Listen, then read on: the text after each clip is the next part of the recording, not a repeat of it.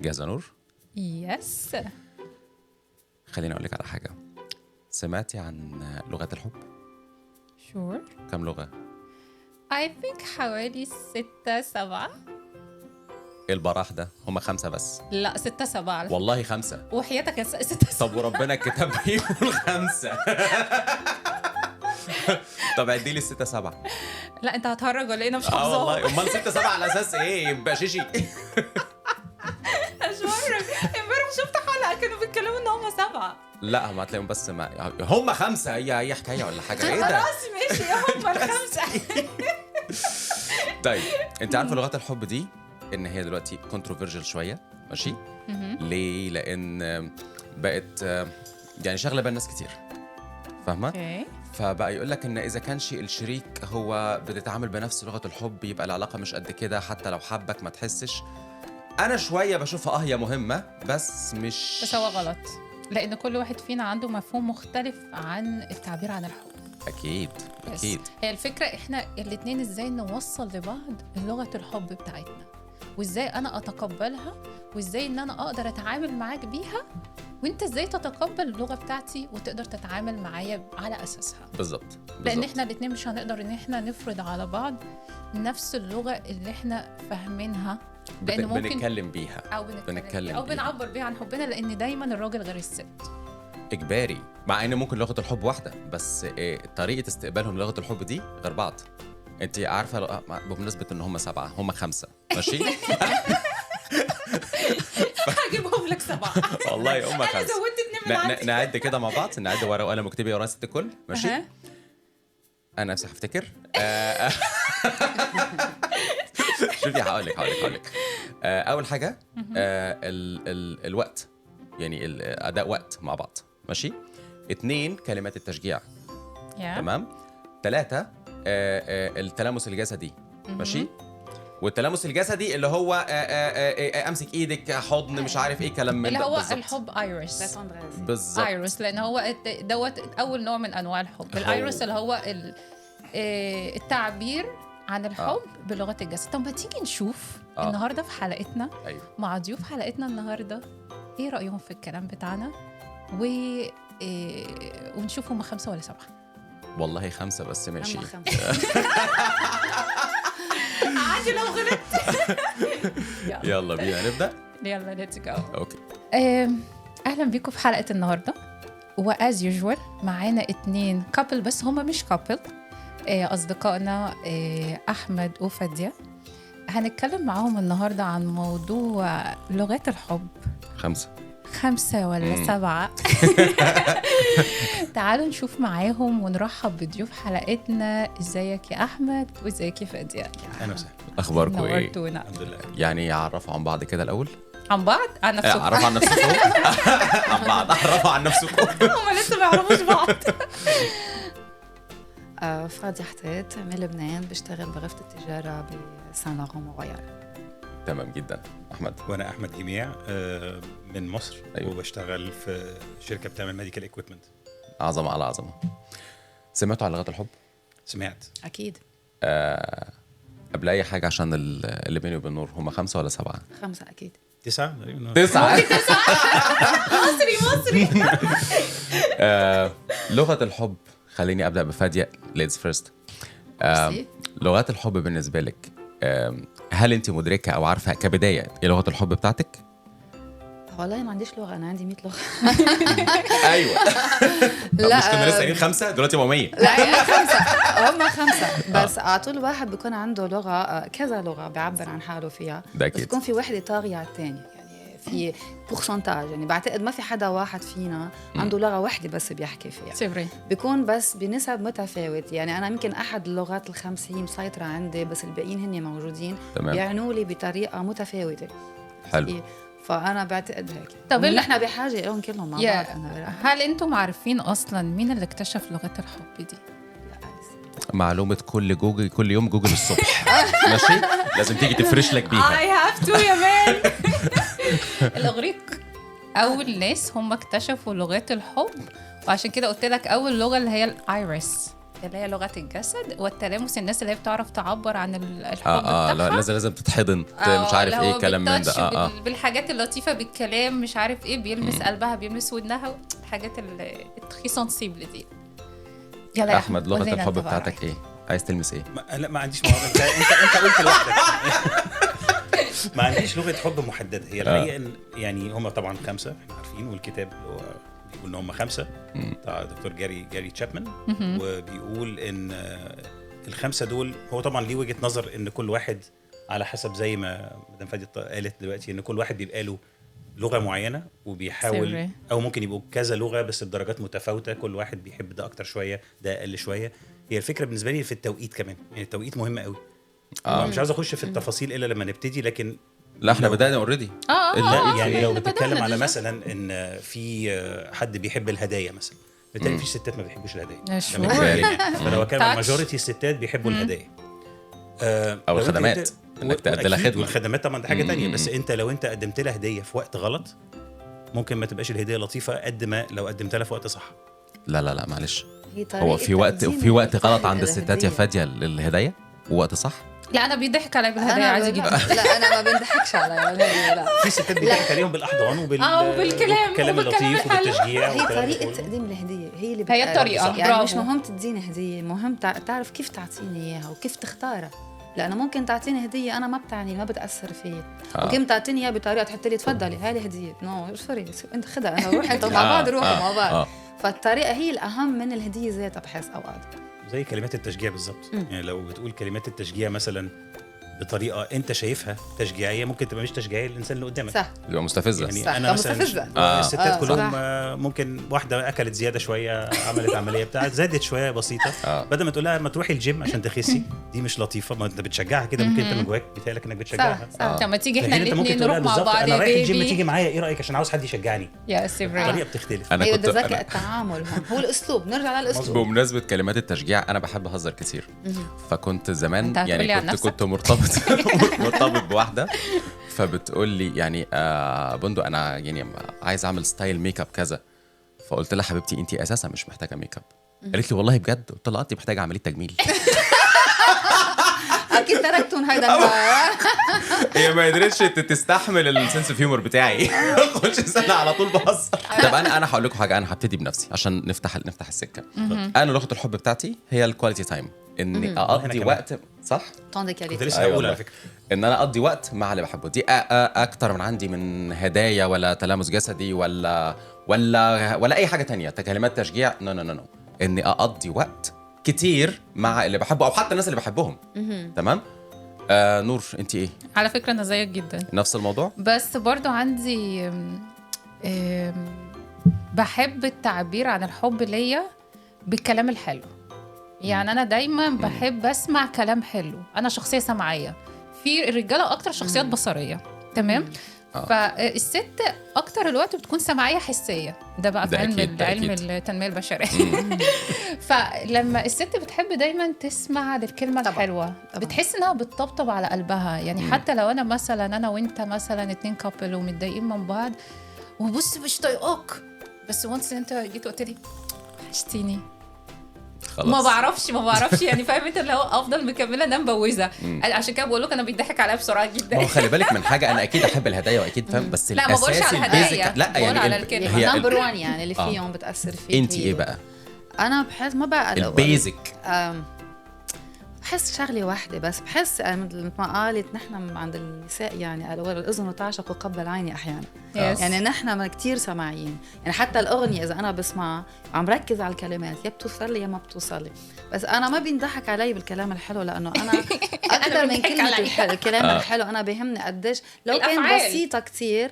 يعني الكلام اذا كان ما مقرون بفعل او بصدق الاحساس بالنسبه لي ما له معنى. يعني اذا واحد بده يبيعني حكي بس يبيعني حكي بعرف دغري بحس حالي لا اكيد بس معلش خلي بالك، ما هو الكلام الحلو ماشي. يعني اقول لك فاديه انت شيك جدا النهارده، ايه الفعل المفروض مرتبط؟ لا مش قصدنا على كده. حسب يعني حسب اذا عم تقلي انت شيك جدا وحسيتها حتوصلني، بس اذا عم تقلي حكي انت احلى وحده وانت وبلش يعني جورنال طويل عريض الافواره مش حتوصلني، يعني ححس خلص ما حكيت شيء.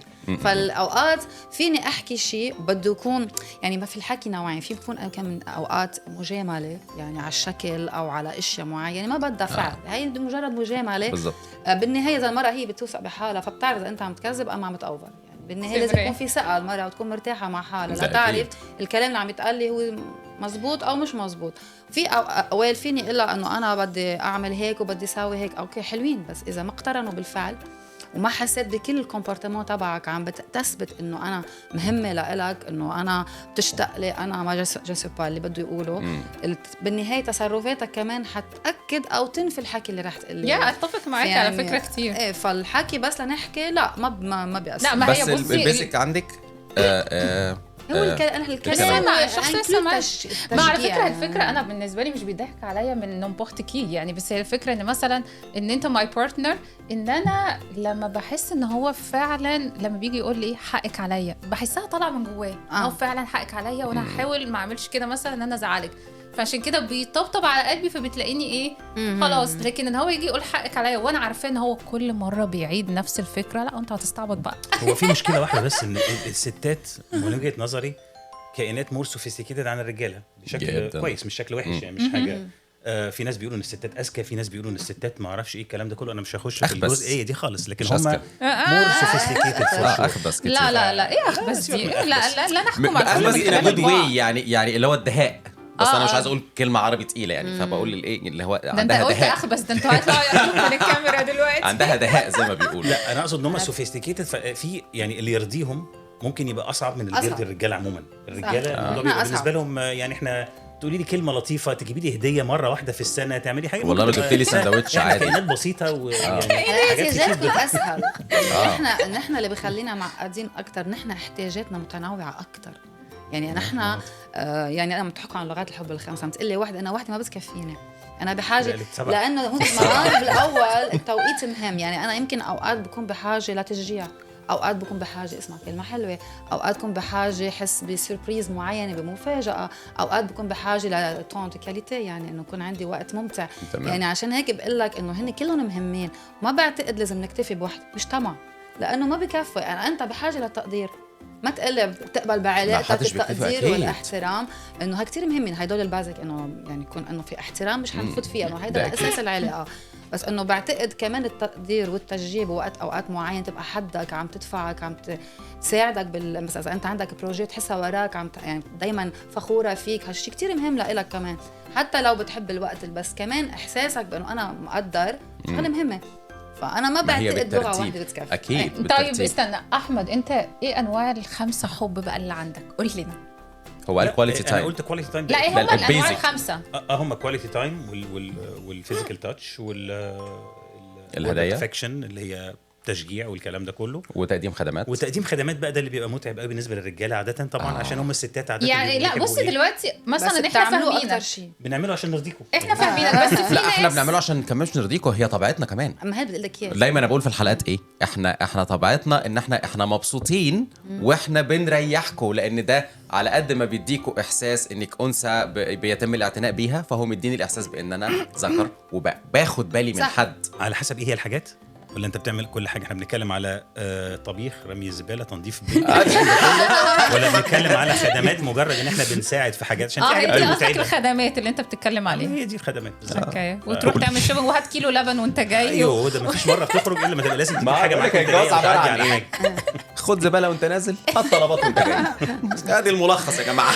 طيب انت دلوقتي من انواع الحب، في حب العقل، في حب الروح، في حب الجسد، يعني في كذا نوع من انواع الحب. طبعا في ناس كتير ممكن تكون بتشوفنا دلوقتي مش مدركين انواع الحب، عشان كده سألتك ايه هي انواع الحب.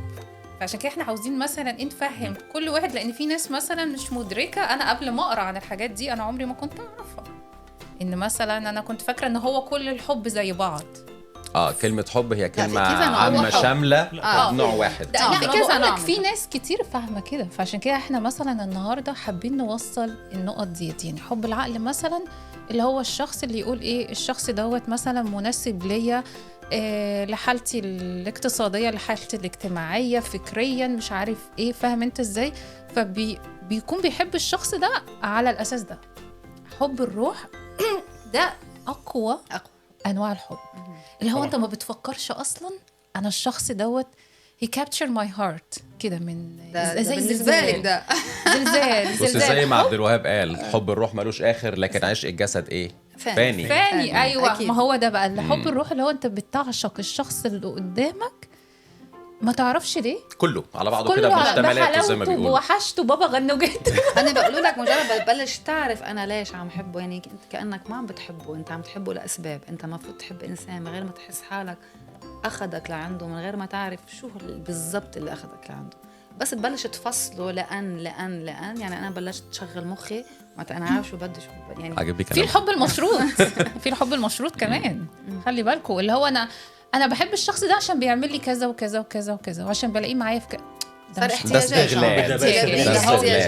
ده مش ما انا بقول لك في ناس، وعلى فكره موجود في يعني موجود مش عايز اقول كتير. كتير والناس وبدا بتوصف يزيد نفسها. في الجنريشنز الجديده. يس ان هو انت انا كوين، عارفه الترند الجديد بقى كل البنات انا كوين، فانا Yeah. اتعامل معامله كوين. انا كنت عند بابا برنسس فاترقيت لما كبرت بقيت كوين، فانا من الاخر انا يتم القيام بخدمتي والسهر على رعايتي وكل الكلام ده. ما قدمتليش حاجه ما اعرفكش. ودي مشكله كبيره على فكره، صح ولا ايه يا احمد؟ عايزك تشارك معايا. ما انا بشارك معاك يعني انا تتكلم. بصي المشكله في يعني جزئيه الحب دي عموما، ان هو زي ما هي قالت برضو الستات بيسمعوا الاول فبيحبوا بودانهم، احنا ساعات بنحب بعينينا برضو الاول.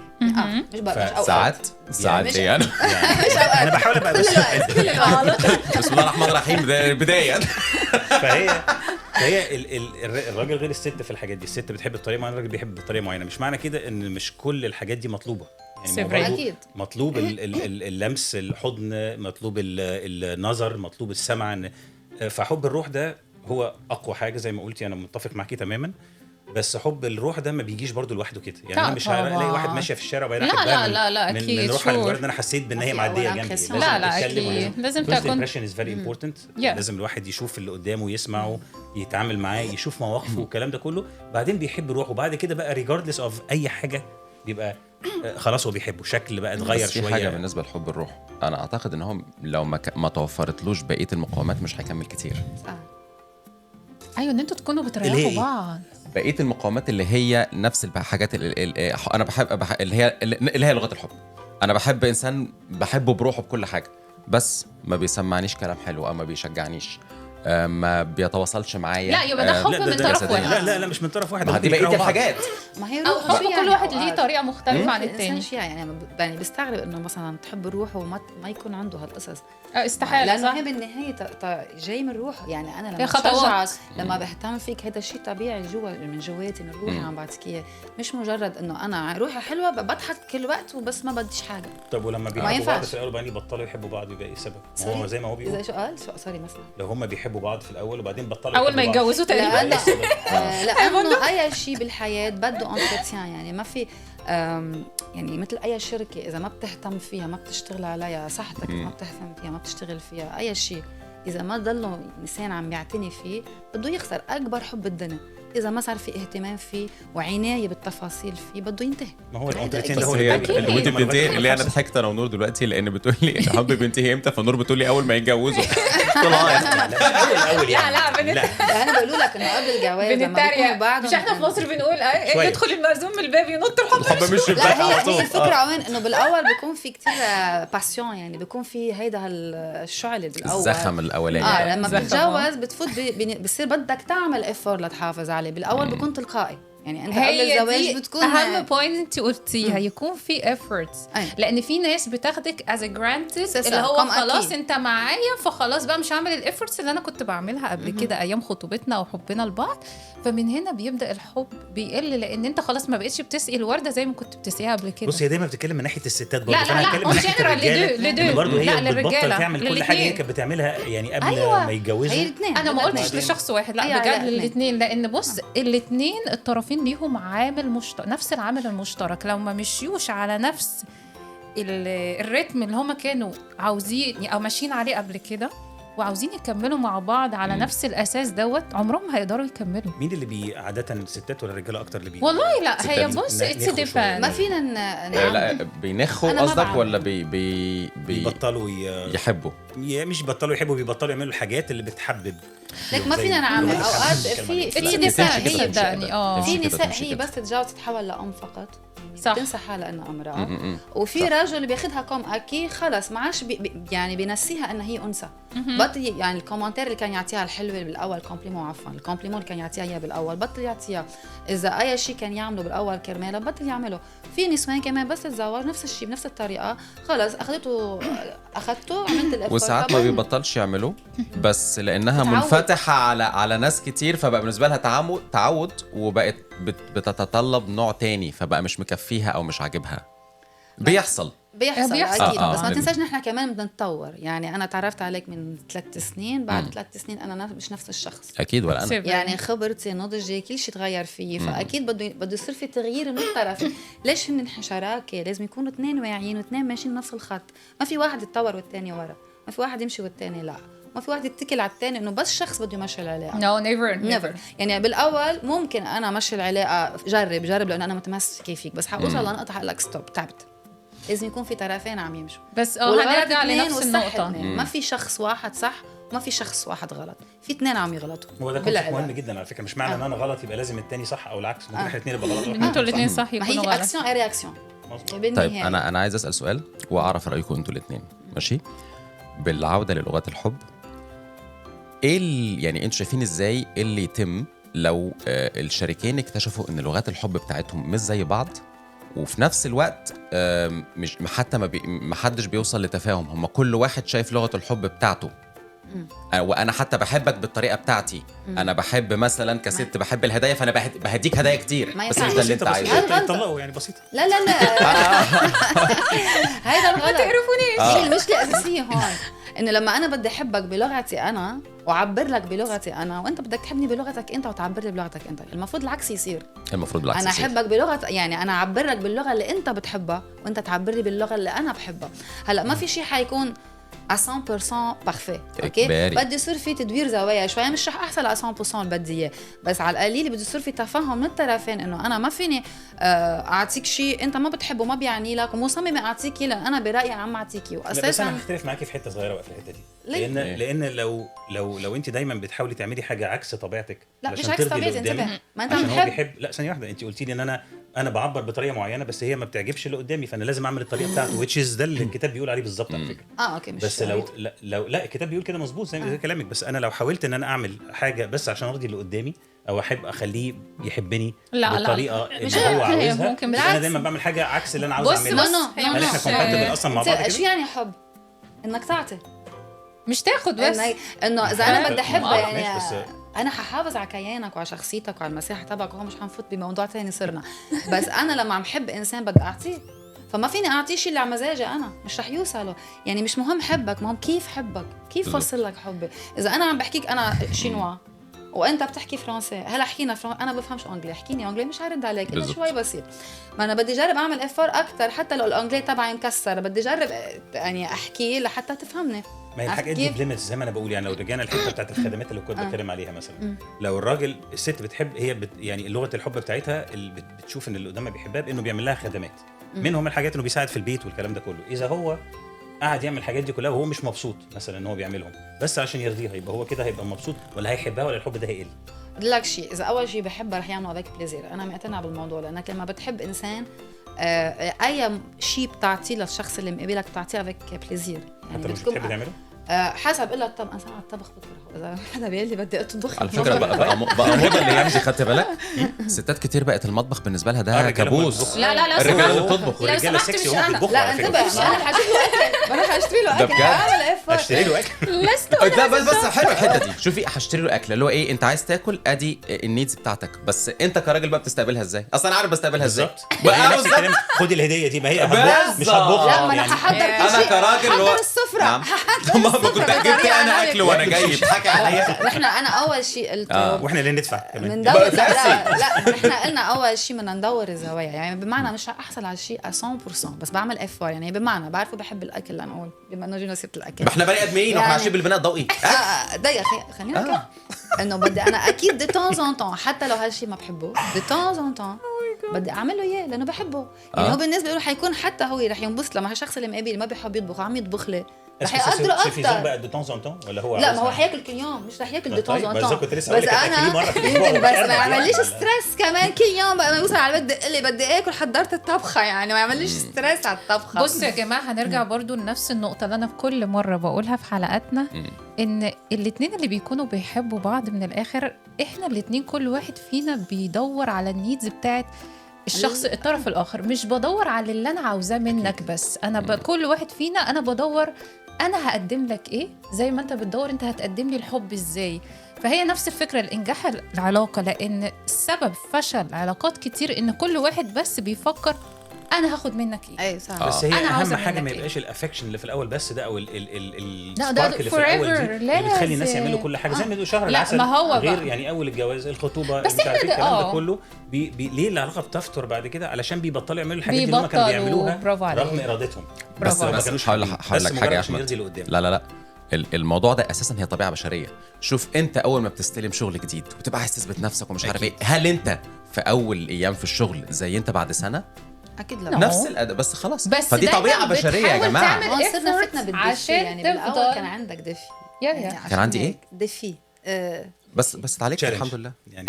ايوه يعني بالاول بكون عندك دفي وهذا اللي بخليك يحمسك اكثر انك تعطي مجهود اكثر. ينفع وصلت على اللي بدك بصير في شويه ريلاكس يعني بتهدى شوي. هلا ليش بنرجع لموضوع المشاكل والاختلاف ضروري بالعلاقه؟ لانه هذا اللي بيخلي يرجع يصير في دفي. يعني نرجع اذا كنا كتير اوكي داكور يعني كل الوقت عم لك اوكي مثل ما بدك اوكي مثل ما بدك، انت مش حتكون مبسوط معه مش حتبقى مبسوط. بس في حاجه كمان فاكرين زمان لما كانوا بيقولوا اصل الخناقات دي هي الفلفل والشطه بتاعت الحب. طبعا في بس ما عادش يعني بقى الفلفل والشطه زياده لا ما هي الى معدل مثل اذا كترت الحار بيطلع ما فيكش تاكله، بدك تحط الابيس بمعدلاته. صح يعني المشاكل بمعدلاتها، كل شيء بمعدل، اي شيء بيزيد عن حده بده انا سنس اوف هيومر برضه، لان انا كنت بزود فيه صراحه. يعني في الاول برضه كنت لسه قليل الخبره فبرضه كان نفس البنت يعني الله يمسيها بالخير ظلمت معك ايه مره يعني بتقول لي برج الجزائر انا زمان انا كنت احب اليسا جدا ايام اليسا بقى مش قبل ما اليسا. فكانت بتقول لي بندق هو مين عندك احسن انا ولا اليسا؟ نعم. قلت لها اكيد انتي. صباح الخير. والله العظيم قلت لها اكيد انتي. قالت لي بجد؟ قلت لها والله العظيم انتي. قالت اقنعني. قلت لها انتي طايلك هي لا. ما انت مشكلتك دايما مشكلتك في الجزء الثاني، يعني الجزء الاولاني بيبقى ممتاز بس انا ما بقدرش يعني واضح اني بضحك يا جماعه في ايه؟ عنده مشاكل. هي بتسال سؤال سيريس. هو انا لقيت اليسا قلت لا انت اللي موجوده. هو انا عندي فكره ليك كويسه قوي يا بندق. انت دايما لازم يعني تبتدي علاقتك مع حد وتتكلم شويه بعدين توقف كلام بسرعه وتروح وبعدين ترجع اليوم اللي بعده تبتدي كلام وتروح. بعد كده خدت بالي ان الموضوع مش ايه، لا خلاص سيطر على مش الكل هيفهم ان ده هزار. والفكره ان كل تعابير وشي بتقول اني بهزر بس في ناس بتاخدها سيريس قوي يا جماعه.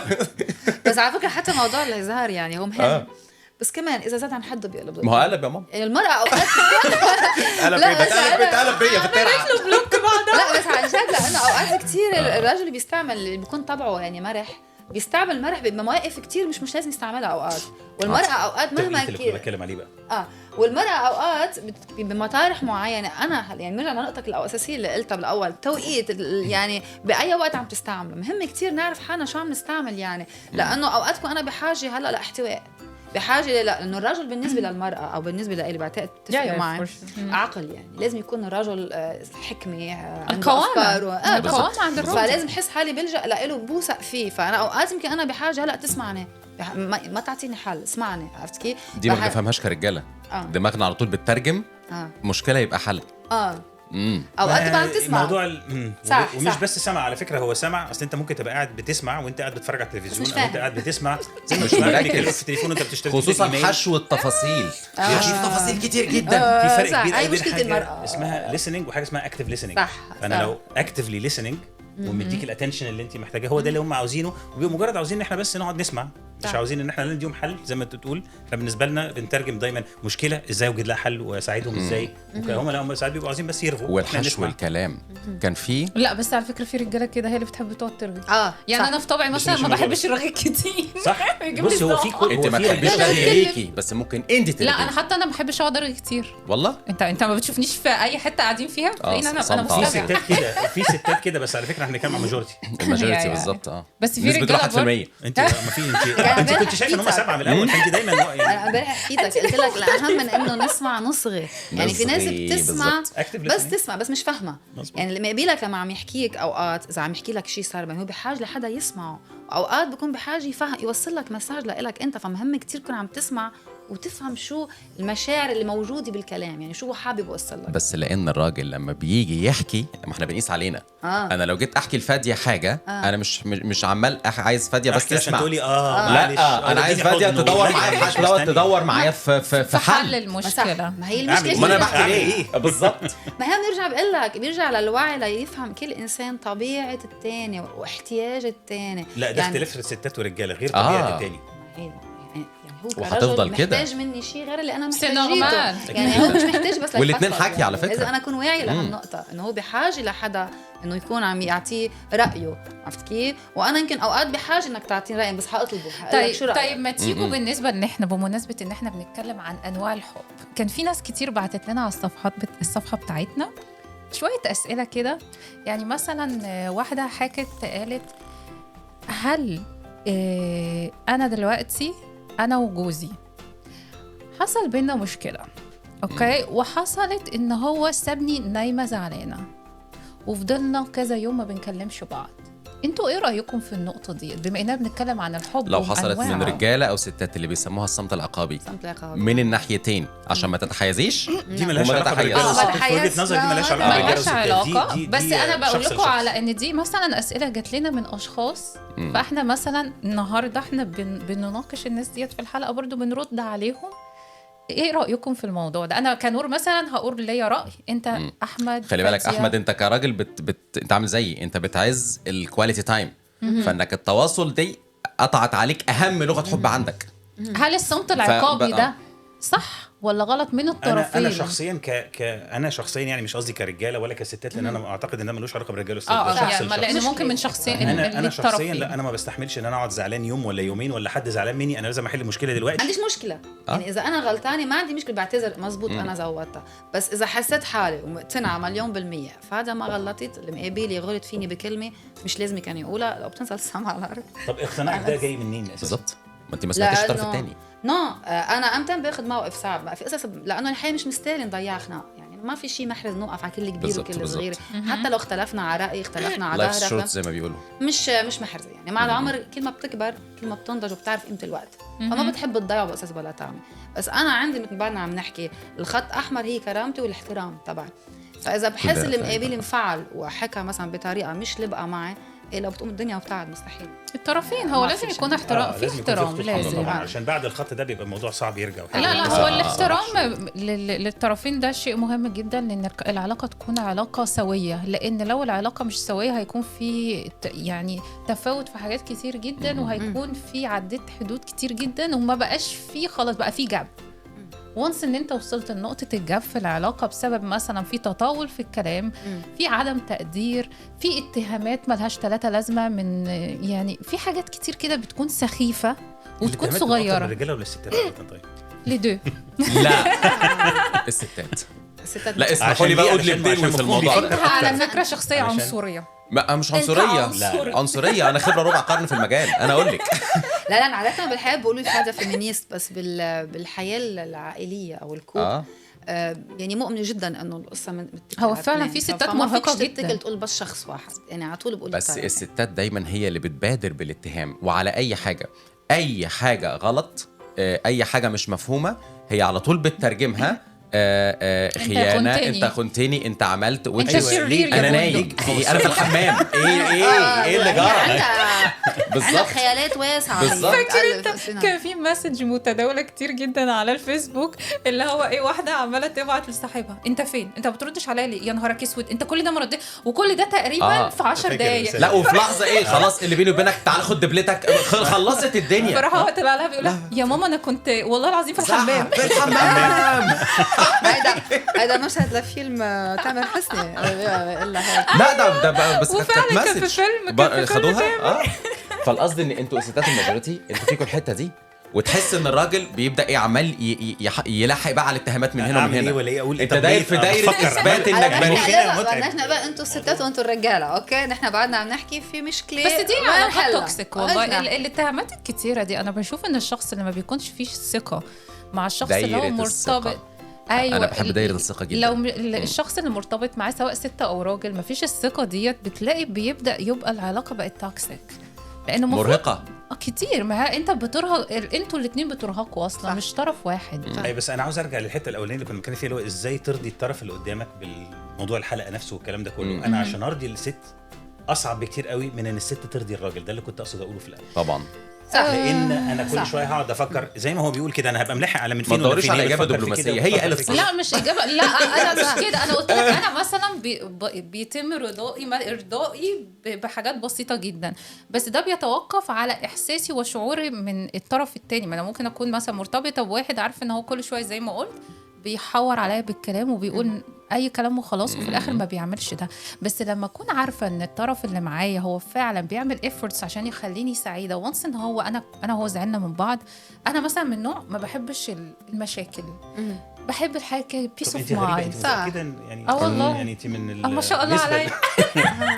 لا ليه عارف انا عندك من الناحيه دي. بص انا ما كنتش كده على فكرة. يمكن مع الحياة بدأت أتعلم أكون كده، لأني حسيت إن أنا كنت بعمل زنانة. كنت بقعد مثلا يعني لما كنت مثلا مرتبطة قبل كده وكنت مثلا أقعد إيه أنت ما بتحبنيش، لا أنت عملت كذا يبقى أنت بتحب. فأنا نفسي زهقت من نفسي. إيه اللي أنا بعمله ده؟ ما هو بقى راجل عملية عيني. لازم أكون بقى مور ربنا ينور بصيرة بقية الستات زي كده يا نور. يا رب.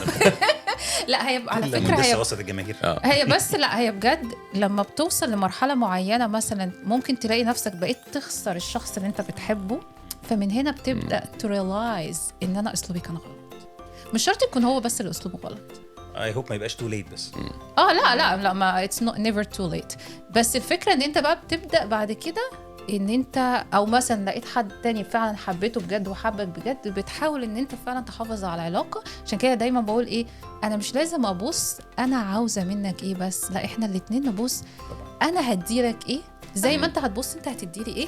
من هنا بنبدأ نكون كومن لبعض وبنريح بعض. الحياة قصيرة يا جماعة، احنا ناقصين قرف. بس فادية انا هقول لك حاجة بالنسبة للكلام اللي قالته نور. هل انت شايفة ان الماجوريتي من الستات صعب ارضائهم فعلا؟ وهل ايه هذا العصر ايه بالظبط؟ لا هو من قديم الازل، بس اكيد بتزيد. تمام. لان رتم الحياه ده حق برضه، ده رتم الحياه بقى صعب والتكنولوجي والكلام ده كله والسوشيال ميديا. وطبعا غير بقى ان كل مثلا دلوقتي معلش سوري يعني يا جماعه حوار اللايف كوتشنج اللي طالعين، لان انا لايف كوتش اللي طالعين اللي هم بقوا يقوموا بالظبط اللي طالعين وانا طالع معاهم. لا اللي طالعين بيوصلوا رسائل غلط. انا وبندق هدفنا في البرنامج ايه؟ ان العلاقات ترجع زي ما كانت. ودي نقطه مهمه جدا. دلوقتي اغلب اللايف كوتشنج بقوا يستخدموا ايه؟ التحفيز الغلط. التحفيز الغلط عشان للوصول للشهرة، وهم doesn't care about you. فبقوا ايه دول يقوموا الستات على الرجالة، ودول يقوموا الرجالة على الستات بس عشان ريت مشاهدات او ريت كلام. بس ده غلط.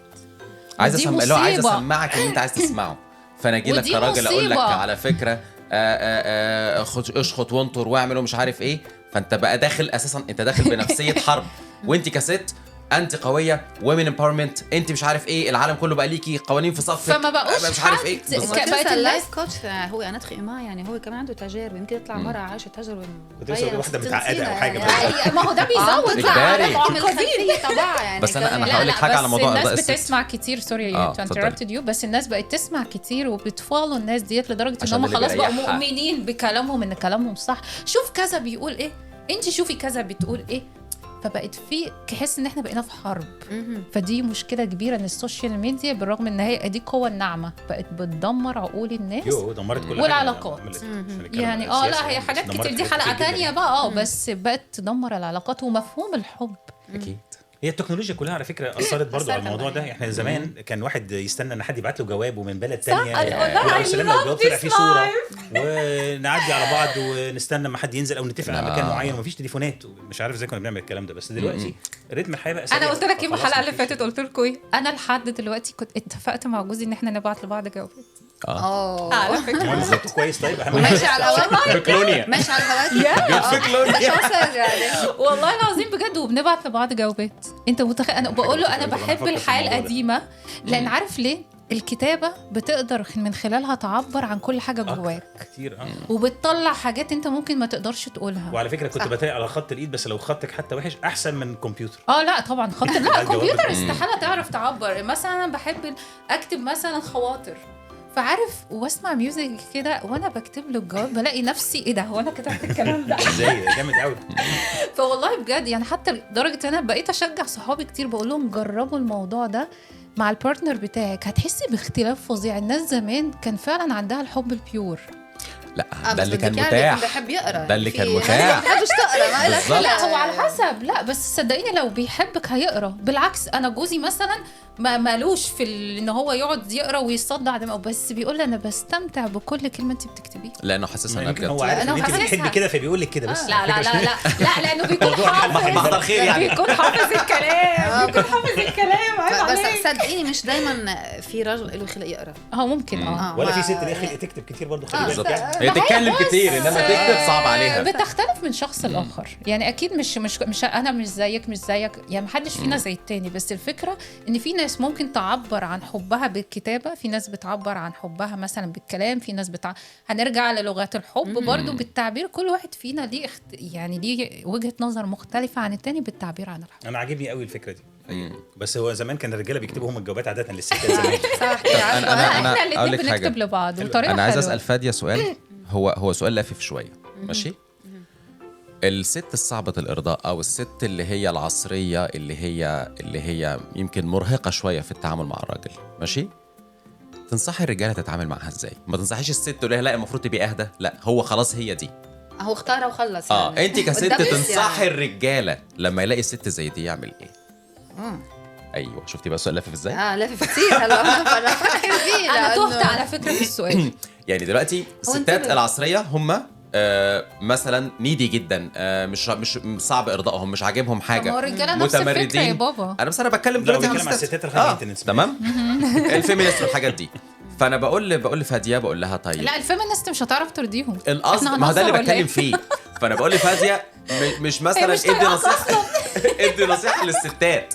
لا بس هو عاده الراجل لو لقى كده يعمل ايه؟ اتفضلي. ولا ما بعرف. انا ما بحب يعني الانسان لازم يبقى هو بالنهايه. يعني اذا اي تنازل زياده عن اللزوم لارضاء اللي مقابله كمان بيقلب ضدك طبعا. انت يعني انا كامراه لما بشوفك يعني كتير مش هحتف لترضيني حتى لو عشي غلط، حتى لو انا طلباتي لا ما بحبش. انا كامراه ابقى عارفه حالي عم بالغ ولا مش عم بالغ. بس جنب خفيت يعني انا حاسه قدامي شخصيه قادره استغلها فبصير طلباتي بتكتر. وكذلك الرجل يعني اي امراه بتدي الزلمه بياخدها كم اكيد بصير يطلب اكثر، بصير جامي ساتسفي. والمرأة نفس الشيء لما أنا بدي أطلب المقابلي عم ضله يرضيني جمال رح يكون أساسي. بس نصح الراجل بإيه بقى؟ يعني خلاص هي ربنا يعينك يا ابني. بعتقد يعطيها اللي يحس إنه لازم إنه يعطيها إياه واللي بتستحق إنه يعطيها إياه. مش هترضى. ما هي مش راضية. ما هي دي أنا قلت لك من الأول يديها الطلاق وخلاص. ما هي مش راضية. لا ما هي شوف ما احنا بدنا نشوف هي مش راضية على شو هن اللي مش راضيين. لا انت عارفه ان في ستات كتير هم دماغهم كده. يعني مهما كان انا مش عاجبني حاجه. انا مالي انا لا معلش دي ولايه مفتريه يا جماعه. وبس بقى كتير مفتريه كتير. بعتقد يعني ما بعرف. بعتقد لازم يعطيها فتره وبطل يعطيها فتره. ايوه يبطل يعطيها فتره. ايه لو هي يعني كفايه العلاقه دي كفايه قوي لحد كده. نو يعني هي عم يعطيها بس هي مش راضيه. عم يعطيها وهي مش راضيه. اوكي بعطيكي قصدها مش هعطيكي ولا شيء. ايوه طبعا. لا تعرفي انه انا كنت عم بعطيكي بس انت مش شايفه. فانت بتنصحي الراجل انه يبطل بقى يديها. لا بده يمرق فتره بده حتى اذا المقابله عم بعطيه ومش شايف. طب تعتقدي كست ان هيبقى رد فعلها ايه؟ لما حتيجي حتبقى زعلانه وبطلت وانت تغيرت وانت هتتلم. الموضوع. لا عارفه هيبقى رد فعلها ايه؟ ايه بطلت تديني زي ما كنت بتديني الاول، فانت بقيت شويه هتعند؟ فانت اساسا انت اساسا تستاهل كل اللي بعمله فيك، ده انا يبقى اللي خلاص كنت باي وانا اللي باي. كنت. دي علاقه إذا توكسيك يا شخصية- بابا. قلت الموضوع من يعني الأول. خلصنا دي في علاقة شخصيات توكسيك يا نفسية. حبيبي. يعني عم تكسر راسك. لا ما هو ده كتير، انا بقول لك ده ايه المين ستريم وجع دلوقتي. الدماغ ده يا بندق؟ ما هو بنرجع نحن بالاساس انه اختياراتنا نحن هلا عم تكتر الطلاقات. ليش؟ لانه اصلا اختياراتنا عم تكون غلط. اختياراتنا مدمره حياتنا زي ما بيقولوا. مستهلك. بالرغم ان احنا اصلا اختيارات حياتنا الدول. اكتر من الجنريشن اللي قبلنا، احنا حياتنا اوبن جدا. فاللي هو ليه الاختيارات بقى غلط؟ لان لا هو اوبن مش لأنه بس مستهلك. اختيارات، هو في اختيارات غلط وفي ما فيش صبر وما زمان ما كانش في موضوع ما كانش- يعني ما أنا بقاش بتكلم في على مصر مثلا صبر. ما كانش برافو. في موضوع الطلاق لا، ده. لا، كان لا، الراجل أنت لا يا جبت- ابني روح صلح بيتك، أنت جبت الست أهم انت بتاع نقطة. بيت جوزك. هو بيت ما بقاش في دلوقتي صبر. مش موجود. تجوز عليها. دي نقطة مهمة كتير. تجوز. لا بس كيف بدي نسيت الفكرة. لا متجوز لا يعني ما نسيت خلص. طب انت ايه رايك يعني في نفس السؤال اللي بندق قاله اللف الكتير ده؟ لا احنا من وجهة نظري برضو ما لا أعترفش إن الرجاله كانت كراجل. للرجاله، ما هو ده انا ما بقوله. هو العكس برضو. ما انت زي ما في ستات بتكون كده مهما بيحاول الراجل بيحاول ارضائها، في رجاله برضو مهما الست بتحاول ان هي ترضي ما بيرضاش فانت بتقولي او بالعكس. بيتنمر. بشرط اللي انا أو اتكلمت عليه بيتنمر. هو الكتير قوي دلوقتي وخصوصا في الجيل الجديد. لسن بس مش في الستات، لا في بصي الرجاله لا. بس بصي يا صدقني بندقة يا لما حبيبي، بص حتوصل إيه؟ لمرحله ان كنت هي انا بعرف من خلال يعني كمان بنات بنحكي اكيد وكذا اكيد بتكون امرأة اوقات بدايه العلاقه مثلا مجوزين وكل شيء بتكون هي كثير عم تعطي وعم بتضحي وعم تعطي كل شيء بكون هو مش شايفها. لما مش بياخدها شايفة. از جرانتد وهو ده اللي انا قلت عليه. لما بتوقف على جريها بتوقف تعطي كل شيء كانت تعطيه بيقول بس انت كنت تعطي ساعتها هون بصير في حكي بس انا ما كنت اعطي انت كنت مش ساتسفي مش عم تقلي ميرسي. هون ببلش واحد يرياليز انه مش موضوع ان هو شو يقول خسرت؟ بس ميرسي. انا كان عم بينعطى هو علي بس فين؟ انا خسرت. بس لما بضلني اعطي مثل الولد لما بتربي بتعطي عم تخسره. يعني في محل في ليميت للعطاء. في اللي بيقول لك انا خسرت، وفي اللي بتاخدها العزه بنفسها وتقول لك لا بقى انا كان عندي حق، انت اساسا كذا وكذا وما تستاهلش وكلام من ده. هي ما بيحصل وده تستاهلش. هي ما بيحصل. تستاهلش. بس اللي انا بقوله هو اللي بيحصل اكتر. طبعا طبعا يا جماعه انا كان نفسي ان احنا نكمل اكتر بس طبعا للاسف الشديد الحلقه خلصت، الوقت مرة بسرعة. طار بسرعه. بس هسالكم سؤال دلوقتي. انتوا حابين تقولوا للناس اللي بتشوفكم النهارده كل واحد يحاول يعمل ايه علشان خاطر يوصل لمفهوم الحب اللي الطرف الاخر او البارتنر بتاعه لانجاح العلاقه اللي هي روشيتا لو لغات الحب اللي هي اكيد طبعا مختلفه، فهنسترس عليها ولا نحاول نصلحها ونصلحها ازاي من وجهة نظر والله أنا رجاله هقول وستات؟ لازم توازن ما بين الخمس حاجات دول، وان كان زي ما ممكن يبقوا 6 7 ممكن يبقوا 3 2 على حسب كل واحد بيحب ايه. لازم توازن ما بين الحاجات دي وتعملهم في الاوقات المظبوطه ويبقى قرار مشترك يا احمد. ويبقى مش قرار مشترك، يبقى لازم تعرف البارتنر بتاعك. لو انت مش عارف الشخص اللي قدامك اساسا ازاي هترضيه وازاي هتديله اللي هو محتاجه. وفي نفس الوقت انت كمان لازم بيبقى عندك متطلبات، فلازم تتكلم. الكوميونيكيشن مهمه جدا طبعا. انت لو أكيد. اتكلمت اهم أكيد. شيء الكوميونيكيشن. وشرحت ان انا بحب كذا فبلاش نعمل كذا، ما بحبش كذا والكلام ده كله، ده بيسهل الموضوع ده قوي عشان حتى الواحد يعرف. لان مش كل حاجه بتبقى معروفه ومن غير تريقه ولا حاجه. بس لو الستات صعبه قوي ساعات الواحد يبقى عارف هم عاوزين ايه. لو انا اديت لك ده وبرده ما عجبكيش، اديت لك ده، طب قولي لي انت وانا هحل الموضوع. والله انا كتير. طب عايزه ايه يعني؟ اديني وش انا عايزه ايه. انا عايزه مشاعر. الكلام المطاط بتاع الستات بقى مش عايزه مشاعر، عايزه اهتمام يا ماما اللي هو ايه حاجه ملموسه. انا عايز حاجه ملموسه افهمها. ما هذا واضح انه مش عم نقرا لغه بعض. يعني بالظبط. واحد عم يوصلني ديكود بس انا مش عم بفهمه لهالكود. يعني انا عايزه مشاعر. امال انا بعمله ده كله ايه يعني؟ لا مش دي مش مشاعر. طب وانتي نصيحتك ايه يا فاديه؟ لهن اول شيء حاكد على انه الكوميونيكاسيون بالعلاقه ده من اهم شيء طبعا. بدايه يعني. ثاني شيء برجع بركز انه على انه العلاقه مبنيه على اثنين، ولازم الاثنين كتير يصغوا لبعض ليعرفوا لغه الثاني ويحاولوا ما تعطي. برجع بقول مش مهم تحبني، المهم تعرف تحبني وكيف تحبني. المهم تعرف تحكيني بلغه انا اقدر افهمها واقدرها. يعني ما تعطيني شيء يعني شيء انا ماني بحاجه له. في كتير مشاكل وكتير الطلاق عم بيصير بين المراه والرجل، لانه دائما الرجل بيقول انا عم بعطيها كل شيء، هو عم يعطيها كل شيء هو مش قادر يفهمها. هو في ناس بيبقوا متخيلين انا عشان بديكي هي مش محتاجه. ده ممكن ورده ترضيها عن ما يجيب لها صح. مثلا حاجه تانية صح. في وقت معين ويكلمها. حسب يعني بالنهايه انا كثير بسمع انه انا عم بعطيها كل شيء، عملت لها كل شيء وهي مش راضيه. انت اعطيتها كل شيء من وجهه نظرك لازم تعطيها هي. ما بالنهايه لغه الحب او الاشياء اللي انا بحكي فيها هذا احتياج. يعني اذا انا بحب الحكي او بحب الكذا او بحب هذا بالنهايه ده مطلب وهذا احتياج لإلي. اذا انا ما كنت ملبي احتياجي حيضل عندي نقص. يعني ما بيمشي الحال. فلازم الواحد ينتبه لمقابله هذا الاحتياج، يعني سوري ضعت شوي انه يحكي بلغته هو، يعطي اشياء هو بحاجه لها. بس نفس السؤال اللي سالته لاحمد، لو انت اوكي متفهمه ده بس اللي قدامك مش متفهم، انت عماله فانت فاهمه لغه الحب بتاعته وبتحاولي توصلي له وكلمتيه كذا مره وهو واخد لا انا تمام مرتاح وبتعامل بلغتي وبستقبل بلغتي ومش مضطر ان انا صدقني حيصير في مشكله بالحياه. ما بينفع، لانه كل الطلقات بنبلشها من هون. هل كنت عم بحكي فيها قبل شوي ونسيت مثل العاده بالضبط. انه اكثريه المراه بتقول انا ما عم يعطيني اللي بدي اياه، مش مهتم فيه، هو بالنسبه له مهتم فيها، لانه هو عم يعطيها الشيء اللي مفكر انه انا لازم اعطيها اياه، وهي مفكره عم تعطيه الشيء اللي هو بده اياه، بس هي بالنهايه عم تعطيها اللي هي بتحبه. طب انا ممكن اقول حاجه يعني unpopular opinion يعني، وبشوفه كتير وعشان ما نعترضش يعني بيبان كتير قوي وعلى ما يفهم يعني يبقى وكتير من الستات لا ومن الرجاله الست تبقى معاها حد تمام وبيحاول يرضيها وكلام من ده مش عاجبها، وتروح لحد مديها على دماغها وعلى قلبها زي العسل. والرجال عشان ما تقولش انا متحيز والراجل يبقى معاه ست تمام وطبيخ وشكل وكل حاجه مش عاجباه ويروح لواحده متعاليه عليه. دي حلقه تانية كده يمان.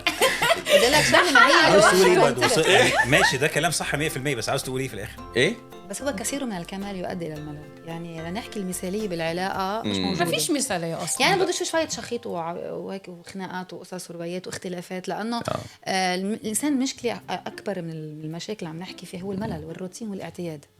لما اي شيء بفوت بخانه الملل والروتين كل شيء بيروح، حتى لو كانت المرأة اللي معك بعدها أجمل مرة حبيت تشوفها حلوة مع إنه بعدها ينفسح بس الصدق فعلا ده هيبقى حلقة. نصيحتك تفضلي فندم. نصيحتي هي مش نصيحة بس هو فعلا لغة الحب هي لازم أولا تبقى عارف هو بيحب إيه، ونفس الكلام بتاعكم تتكلم وأنا بحب ده وأنا بحب ده. في ناس كتير ما بتسمعش وفي ناس بتاخد أهو ده اللي عندي ماشي.